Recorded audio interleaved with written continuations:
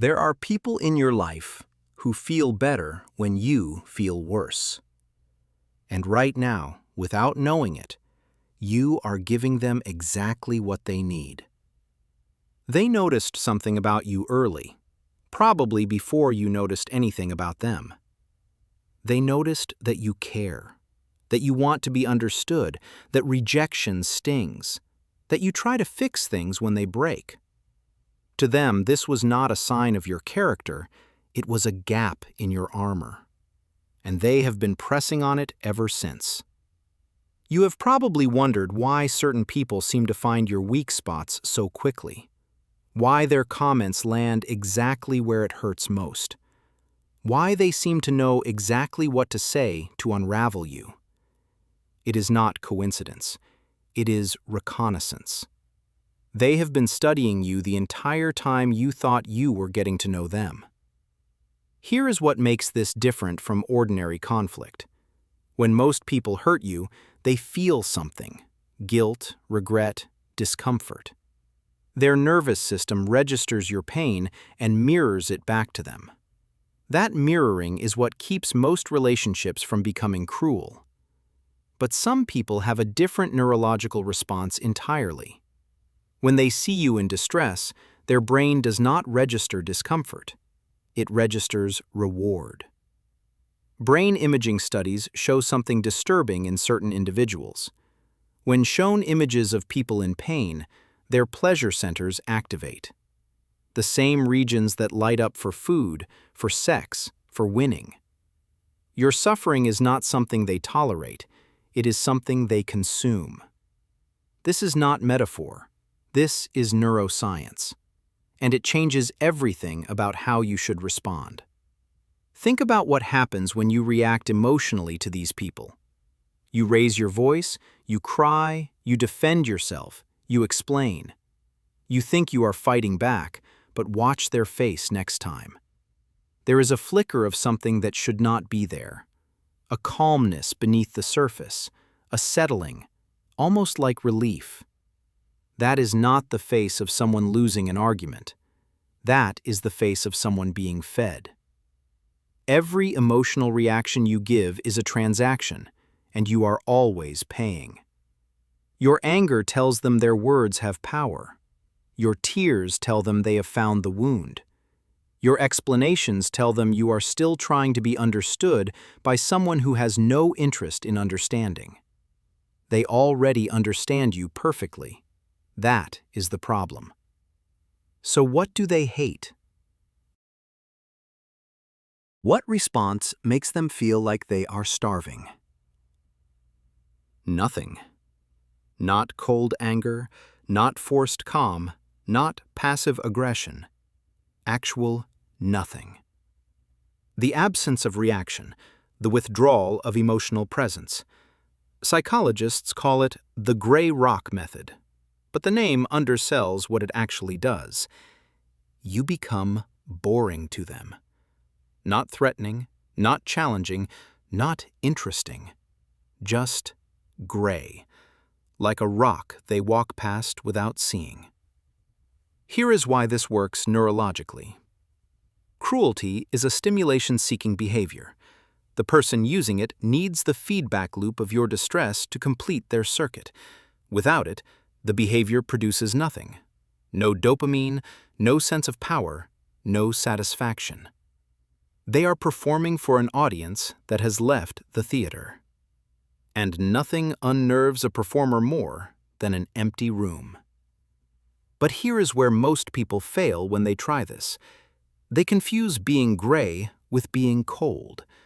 Cold is still a reaction. It is still engagement. If they can see they are affecting you, you have lost. Silence with tension is just loud silence. What they cannot feed on is genuine indifference, the kind that comes from truly understanding what they are. Once you see the game, you stop being a player. You become the observer. And observers do not get hurt the same way.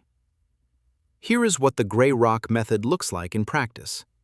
They say something designed to provoke. You respond with one word or none. They escalate, trying to find the button that still works. You let the escalation pass through you like wind through a window. They make it personal, bringing up old wounds, testing the scars. You change the subject to something mundane. Weather, groceries, schedules. The most boring topics become your shield. They cannot hurt you with things you genuinely do not care about discussing. And here is the part nobody talks about. When you first try this, it will get worse before it gets better. They will escalate because their supply is being cut off.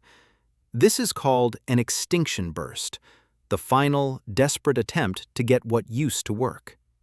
If you hold through the extinction burst, something shifts. They either lose interest or reveal themselves completely. Both outcomes give you information you need. Now, there is a danger in this approach that must be named. Some people use the gray rock method and become gray rocks permanently. They learn to protect themselves so well that they forget how to feel. This is not protection. This is a different kind of damage. The goal is not to become emotionless. The goal is to choose where your emotions go. Gray for those who feed on you, full color for those who deserve you. You have to remember which one you are using and why. Here is how to recognize when someone is actually enjoying your distress. Watch for the timing of their cruelty. It often comes when you are happy, successful, or at peace. They cannot stand to see you stable. Your stability is their deprivation. Watch for the precision of their words. Random cruelty scatters. Targeted cruelty finds the nerve every time. Watch for what they do after they hurt you. Normal people show discomfort, reach out, try to repair. These people settle, like a predator after a meal. Their nervous system calms when yours spikes. Once you see this pattern, you cannot unsee it. And that clarity is where your power begins. Understanding this changes the question you ask yourself after every interaction. The old question was, why did they say that? The new question is, what were they hoping I would feel? Once you ask the second question, their behavior becomes transparent. You stop seeing a confusing person and start seeing a simple pattern. Stimulus, response, reward. That is all they are running. And you are no longer obligated to complete the circuit. The hardest part of this is not the technique. It is the grief. Because when you truly see someone this way, you also have to accept what they are not. They are not going to change. They are not going to suddenly see you as a person instead of a source. The version of them you hoped existed does not exist.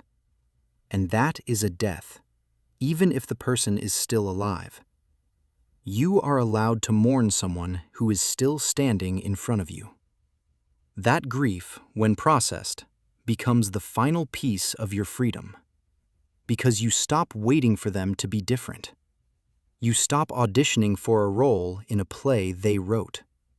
You stop being a character in their story and become the author of your own. Some of you are thinking about a specific person right now.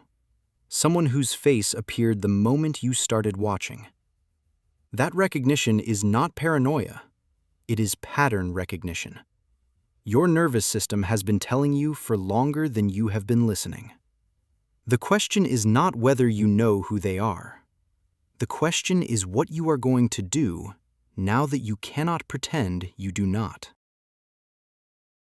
The person who enjoys your pain has one weakness. They need you to keep playing.